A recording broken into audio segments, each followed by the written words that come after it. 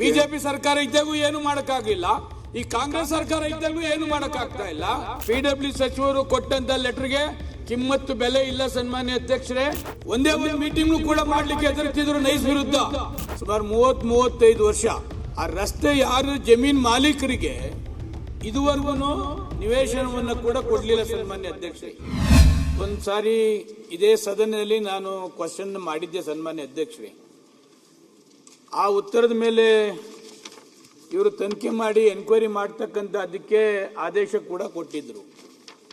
ವರ್ಷಗಳೇ ಕಳೆದ್ರೂ ಕೂಡ ನೈಸ್ ರಸ್ತೆಯಲ್ಲಿ ಏನು ನಾನು ಕೇಳಿದ್ದೆ, ನೈಸ್ ಬ್ರಿಡ್ಜ್ದು ಇದುವರೆಗೂ ಯಾವುದು ಕೂಡ ಆಕ್ಷನ್ ತೆಗೆದುಕೊಂಡಿಲ್ಲ. ಸನ್ಮಾನ್ಯ ಅಧ್ಯಕ್ಷರೇ, ಹೊಸೂರು ರೋಡಿಂದ ಮಾಗಡಿ ರೋಡ್ ಬರ್ತಕ್ಕಂಥ ಏನು ನೈಸ್ ರಸ್ತೆ ಇದೆ, ಸುಮಾರು 30-35 ವರ್ಷ ಆ ರಸ್ತೆ ಯಾರು ಜಮೀನ್ ಮಾಲೀಕರಿಗೆ ಇದುವರೆಗೂ ನಿವೇಶನವನ್ನು ಕೂಡ ಕೊಡಲಿಲ್ಲ. ಸನ್ಮಾನ್ಯ ಅಧ್ಯಕ್ಷರೇ, ಯಾಕೆ ಹೇಳ್ತಾ ಇದ್ದೀನಿ ಅಂತಂದ್ರೆ ಅವ್ರ ಆಟಿಟ್ಯೂಡ್ ಯಾವ ತರ ಇದೆ ಈ ನೈಸ್ ಕಂಪನಿ ಮಾಲೀಕರದು ಅಂತ ಹೇಳಲಿಕ್ಕೆ ಈ ಸಬ್ಜೆಕ್ಟ್ ಹೇಳ್ತಾ ಇದ್ದೀನಿ. ಸನ್ಮಾನ್ಯ ಅಧ್ಯಕ್ಷರೇ, ಒಂದು ದಿವಸಕ್ಕೆ ಸುಮಾರು 10 ಕೋಟಿ ಕಲೆಕ್ಷನ್ ಆಗ್ತಾರೆ. ಸನ್ಮಾನ್ಯ ಅಧ್ಯಕ್ಷರೇ, ಈ ರೋಡು ಇತ್ತೀಚಿನ ದಿವಸಗಳಲ್ಲಿ, ಯಾಕೆ ಬೆಳಗ್ಗೆ ಮಧ್ಯಾಹ್ನ ಸಾಯಂಕಾಲ ನಾನು ಓಡಾಡ್ತಕ್ಕಂಥ ರಸ್ತೆ ಇದು, 10 ಕೋಟಿ ಕಲೆಕ್ಷನ್ ಆಗ್ತದೆ ಒಂದು ದಿವಸಕ್ಕೆ. ಇಷ್ಟು ಕಲೆಕ್ಷನ್ ಆದ್ರೂ ಆ ರೋಡ್ಗೆ ಏನು ಅಡಚಣೆ ಇಲ್ಲ. ಒಂದೂರಿಂದ ಇನ್ನೊಂದು ಊರಿಗೆ ಹೋಗ್ತಕ್ಕಂಥ ಬ್ರಿಡ್ಜ್ಗಳೇನಿದೆ, ಆಗ 25-30 ವರ್ಷದ ಹಿಂದೆ ಮಾಡಿದಂಥ ಬ್ರಿಡ್ಜ್ಗಳು, ಒಂದು ಸ್ಕೂಟರ್ ಹೋಗೋಕ್ಕಾಗಲ್ಲ. ಒಂದು 8 ಬ್ರಿಡ್ಜ್ನ ಐಡೆಂಟಿಫಿಕೇಶನ್ ಮಾಡಿದ್ದಾರೆ ನನ್ನ ಕ್ಷೇತ್ರದಲ್ಲಿ. ಪದೇ ನೈಸ್ಗೂ ರಿಕ್ವೆಸ್ಟ್ ಮಾಡಿದ್ದಾನೆ, ಸಹಕಾರಿ ನಮ್ಮ PW ಇವ್ರಿಗೂ ಮಾಡಿದ್ದಾನೆ.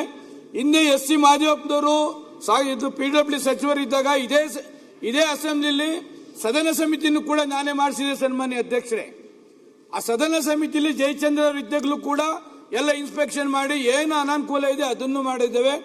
ಯಾವ ಕಾರಣಕ್ಕೂ ಇವರು ಸರ್ಕಾರ ಹೇಳಿದ್ರು ಇವರು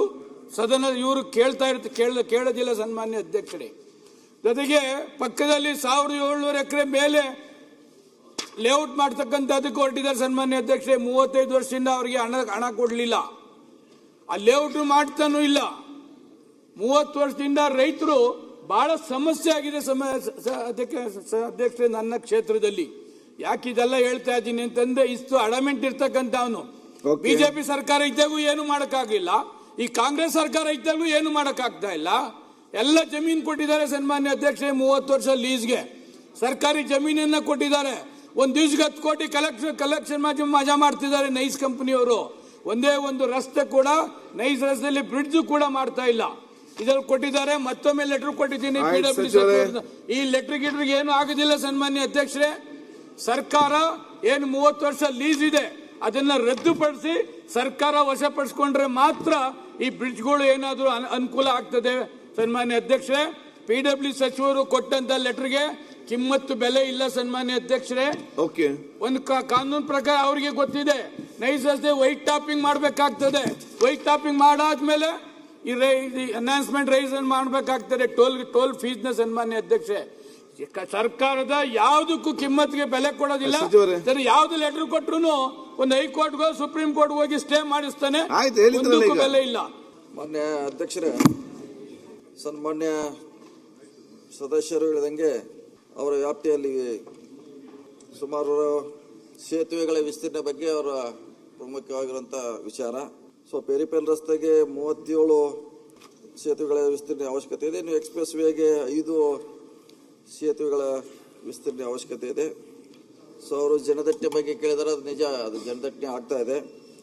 ಸೊ ಅವರು ಪ್ರಮುಖವಾಗಿರುವಂಥ ವಿಚಾರ ಇದೆಲ್ಲ ಸರ್ಕಾರಕ್ಕೆ ಗಮನಕ್ಕೆ ಬಂದ ಮೇಲೆ 2 ಸಭೆ ಆಗಿ ಟೆಕ್ನಿಕಲ್ ಕಮಿಟಿ ಅವರು ನೈಸ್ ರಸ್ತೆಗೆ, ನೈಸ್ ಕಂಪ್ನಿಗೆ ಪತ್ರವನ್ನು ಬರೆದೀವಿ. 18/9/24 ಅಂದ್ರೂ ಪತ್ರ ಬರಲಾಗಿದೆ. ಕಳೆದ ವರ್ಷ 2 ವರ್ಷ ಹಿಂದೆ ಬರೆದಿದ್ದೀವಿ, ಮತ್ತೊಂದು ಸಾರಿ ಬರೆದಿದ್ದೀವಿ.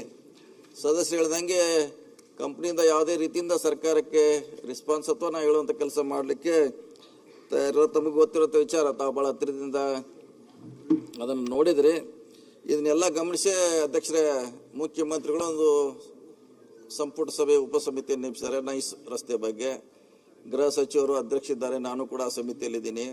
ಅಂತಿಮವಾಗಿ ಏನು ಮಾಡಬೇಕಂತ ಕೇಳಿದ್ದಾರೆ ನಮಗೆ. ಅದನ್ನು ಮುಂದುವರಿಸಬೇಕಾ ಅಥವಾ ಅಲ್ಲಿಗೆ ಕ್ಲೋಸ್ ಮಾಡಬೇಕಾ, ಈ ಸಮಸ್ಯೆಗಳನ್ನು ಪರಿಹಾರ ಮಾಡಬೇಕಾ, ಟೋಲ್ ಬಗ್ಗೆ ಸಮಸ್ಯೆ ಇದೆ, ಅವರು ನಮ್ಮನ್ನ ಕೇಳದೆ ಹೆಚ್ಚಿಗೆ ಮಾಡ್ತಾರೆ. ಬೇರೆ ಅವ್ರು ಹೇಳ್ದಂಗೆ ನಾವೇನೋ ನೋಟಿಸ್ ಕೊಟ್ಟರೆ ಕೋರ್ಟ್ಗೆ ಹೋಗ್ತಾರೆ. ಭಾಳ ಸಮಸ್ಯೆ ಇರೋದ್ರಿಂದ ಅಂತಿಮವಾಗಿ ನಾವೊಂದು ವರದಿಯನ್ನು ಕೊಡ್ತಾ ಇದ್ದೀವಿ. ಅದು ವರದಿ ಆದಮೇಲೆ ಇದಕ್ಕೆ ಒಂದು ಶಾಶ್ವತ ಪರಿಹಾರ ಮಾಡಲಿಕ್ಕೆ ಮಾತ್ರ ಸಾಧ್ಯ ಇದೆ.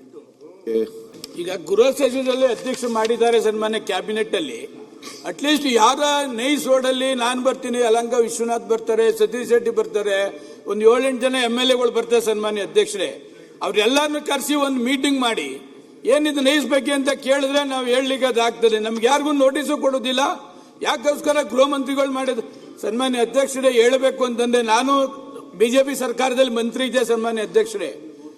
ಯಾರು ಕ್ಯಾಬಿನೆಟ್ ಅಲ್ಲಿ ಕಾರಜೋಳನ ಅಧ್ಯಕ್ಷರು ಮಾಡಿದ್ರು, ಒಂದೇ ಒಂದು ಮೀಟಿಂಗ್ ಕೂಡ ಮಾಡ್ಲಿಕ್ಕೆ ಹೆದರ್ತಿದ್ರು ನೈಸ್ ವಿರುದ್ಧ. ಅದಾದ್ಮೇಲೆ CC ಪಾಟೀಲ್ PW ಮಂತ್ರಿಗಳ ಅಧ್ಯಕ್ಷತೆಯಲ್ಲಿ ಕ್ಯಾಬಿನೆಟ್ ಸಬ್ ಕಮಿಟಿ ಆಯ್ತು. ಆದ್ರೂ ಅವ್ರ ಕ್ಯಾಬಿನೆಟ್ ಸಬ್ ಕಮಿಟಿಲಿ ನೈಸ್ ಪರ ಮಾತಾಡ್ತಕ್ಕಂಥದಕ್ಕೂ ಮೀಟಿಂಗ್ ಮಾಡ್ತಾ ಇರಲಿಲ್ಲ. ಈ ತರ ಅವಶ್ಯಕತೆ ಇದ್ದಂತ ಅಡಮೆಂಟ್ ಇರತಕ್ಕಂಥದ್ರಲ್ಲಿ ಆ ಲೇಔಟ್ 1700 ಎಕರೆ 30 ವರ್ಷ ಆಗಿದೆ ಮೇಲೆ ಅಧ್ಯಕ್ಷ ಇವತ್ತು 7-8 ಕೋಟಿ ಬೆಲೆ ಬಾಳ್ತದೆ. ಅದನ್ನಾರ ಕೈ ಬಿಡಿಸಿ ಅದಕ್ಕೆ ಯಾವ್ದಾದ್ರು ಒಂದು ಮಾಡಿದ್ರೆ 30 ವರ್ಷ ಲೀಸ್ ಮುಗ್ದಿರೋದ್ರಿಂದ ಅಲ್ಲಿ ರಿನ್ಯೂವಲ್ ಮಾಡಿಸ್ಬೇಡಿ ಸನ್ಮಾನ್ಯ ಲೋಕೋಪಯೋಗಿ ಸಚಿವರೇ. ಯಾರ ಮಾತು ಕಿಮ್ಮತ್ತು ಕೊಡೋದಿಲ್ಲ ಅವನು. ಅದು ಕ್ಯಾನ್ಸಲ್ ಮಾಡಿದ್ರೆ ತೆಗೆದುಕೊಳ್ಳಿ, ಎಲ್ಲ ಅನುಕೂಲ ಆಗ್ತದೆ. ಅಧ್ಯಕ್ಷರೇ, ಸಮಿತಿ ಮುಂದೆ ಅವ್ರಿಗೊಂದು ಅವಕಾಶ ಕೊಡ್ತೀವಿ. ಏನು ಸಂಬಂಧಪಟ್ಟ 7 ಜನ MLAಗೆ ಒಂದು ಅಧ್ಯಕ್ಷ ರಿಕ್ವೆಸ್ಟ್ ಮಾಡಿ ಅವ್ರನ್ನ ಕರೆಸಿ ಅವರ ಅಭಿಪ್ರಾಯ ಪಡೆದ ನಂತರ ನಾವು ಮುಂದೆ ವರದಿಯನ್ನು ಕೊಡ್ತೀವಿ. ಮತ್ತಷ್ಟು ವಿಶೇಷ ವಿಡಿಯೋಗಳನ್ನು ನೋಡಲು ಮತ್ತು ಹೊಸ ವಿಡಿಯೋಗಳ ಬಗ್ಗೆ ತಿಳಿಯಲು ಈ ದಿನ .com ಯೂಟ್ಯೂಬ್ ಚಾನೆಲ್ ಸಬ್ಸ್ಕ್ರೈಬ್ ಮಾಡಿ ಮತ್ತು ಬೆಲ್ ಐಕಾನ್ ಕ್ಲಿಕ್ ಮಾಡಿ.